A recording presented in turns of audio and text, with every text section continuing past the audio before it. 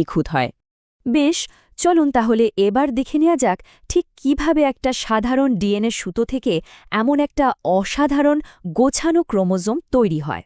সত্যি বলতে এটা একটা দারুণ জার্নির মতো। এই পুরো জার্নিটা কয়েকটা ধাপে হয়।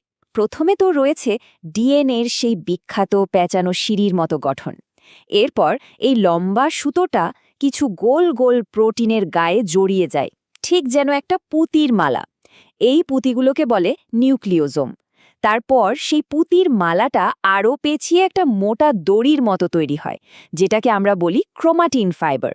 আর সবশেষে এই দড়িটাই আরও কয়েক দফা ভাঁজ হয়ে আমাদের চেনা ক্রোমোজোমের আকার নেয়।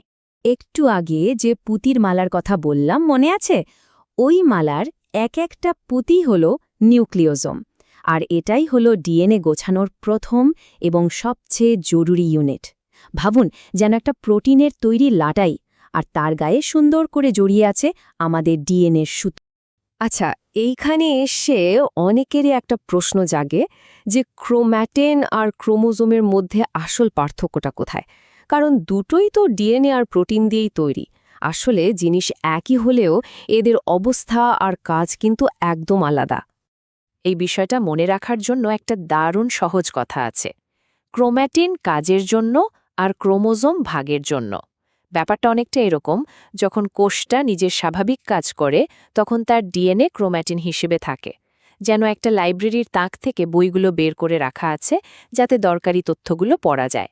কিন্তু যখন কোষটা ভাগ হওয়ার প্রস্তুতি নেয় তখন সব বইপত্র গুছিয়ে ব্যাগে ভরার মতো করে ডিএনএকে ক্রোমোজোম হিসেবে প্যাক করে